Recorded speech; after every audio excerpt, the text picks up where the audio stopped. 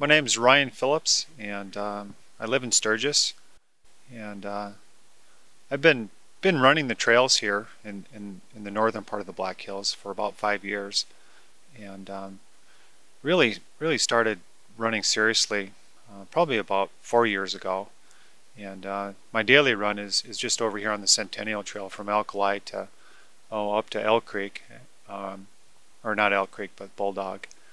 And it's about a 10-mile run. So every day I'm out here, and it's just an incredible area, incredible place to trail run and mountain bike, and the recreational opportunities for endurance athletes are just amazing out here.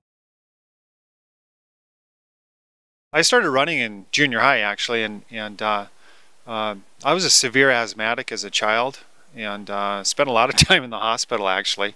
And my doctor finally said, you know, I think if you started exercising, that would probably be really good. And so that was about 7th grade, and I was like, well, start exercising. So I joined cross country, and it was really hard. I was allergic to like grass, and so every time I go to a cross country meet, I'd have an asthma attack. But I kept at it, and sure enough, you know, once I started to get into shape, 7th and 8th grade, I could tell that my asthma was improving. So that's where I started, and then I ran all through high school, and into college. I was a middle distance runner, so I ran mile was my specialty, and then of course cross country. So in college I ran right at 4:11 mile in college. So I've got a lot of speed. I always have had a lot of speed. And the ultra distance, the longer races have always intrigued me. So once I started, you know, running up on the trails and running in the mountains, and you know, I just started running further and further and further, and you know, usually by myself, and then I was just like, you know, I just love this. I love being out here and seeing how far I can go, and pushing, you know, kind of pushing my limits. So then I signed up for my first ultra, which is a 50-miler over in the Bighorns. And actually I was planning to sign up for the 30K, which is, you know, like 18 miles, 17 miles. And I waited too long, and that filled up. So I was like, well, I'll sign up for the 50K. And I waited too long, and that filled up. And I was like, well, I guess I'll sign up for the 50 miles. So I did, and that was my first ultra race, and it was pretty hard. I finished, I think, in like 10 hours or something. So the idea came to me just from, you know, basically from being out here and running the Centennial Trail every day. You know, one day I was I was running up Bulldog, I think, and I thought, I wonder if there's ever been an ultra marathon on the Centennial. And I did a little research and came to find out that there was, and it was called the Mount Rushmore 100, and they actually had that back in the late 90s, and I think like 2000, 2001 was the last year that they had the event.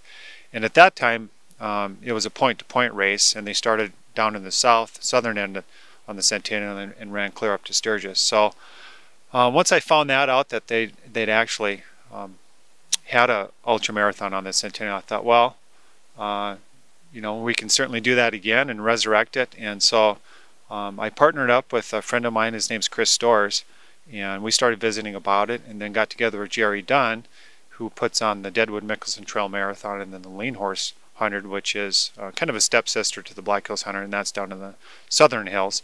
So anyway, we started planning and thinking about it, and you know, before we knew it, race plans were coming together.